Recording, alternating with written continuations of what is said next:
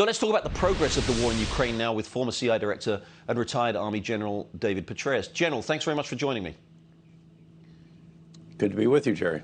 So, General, you're following this very closely. What's your assessment right now of how Russia is doing? Is it even possible to think that Russia could actually even lose this war? Well, first of all, I think that they're doing very poorly. What we have seen is certainly not the actions of a well-coordinated, exceedingly well-trained force that adheres to high standards in its tactics and operations and all the rest of that. We've seen the opposite of it. They've failed miserably at their logistics. They haven't achieved combined arms effects by using armor together with infantry, engineers, and artillery. They haven't achieved coordination between their ground and air operations, so the blitzkrieg really didn't have much blitz in it in the early days, and they've basically been stalled.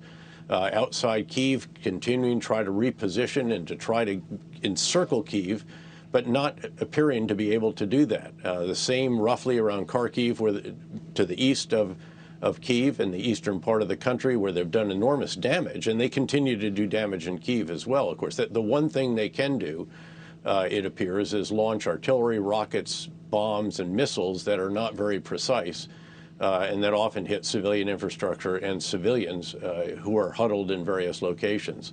The real challenge for the Ukrainians is Mariupol. That's the southeastern port city, one of their two port cities. It's on the Sea of Azov, which then goes into the Black Sea.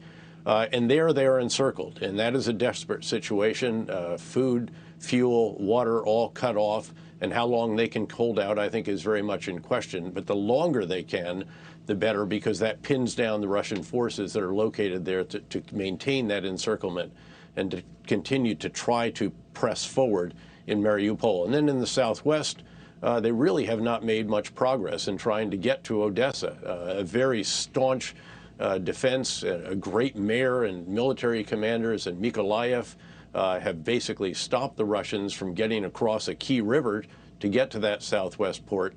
And they haven't made much progress going north around Mykolaiv to get down to that, again, critical port, although it has been hit by naval forces with cruise missiles and so forth. General, let me interrupt. You led U.S. forces against an insurgency in Iraq. Do you actually think the Russians have enough, enough force and enough qualifying, enough experience? No, they don't, to do what they're trying to do. No, they don't. No, not at all. No, I've said from the very beginning, before it was apparent how poorly trained, poorly led, poorly equipped even, despite this supposed modernization of Russian forces, their kit is very severely lacking.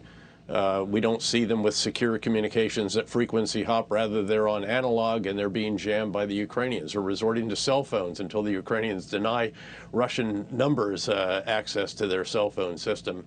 So, no, I'm just not seeing a force that could take the country, much less hold it. There's no way they could do that.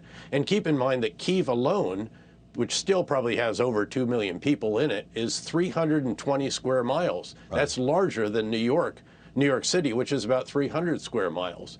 And no way they can do urban operations. You know, in our operations, when I was a two-star general in the invasion of Iraq, to liberate Iraq from the Saddam Hussein kleptocratic regime, the people welcomed us. I cannot imagine a situation where everyone hates you and much of the adult population is trying to kill you. It is a context that is just difficult beyond imagination.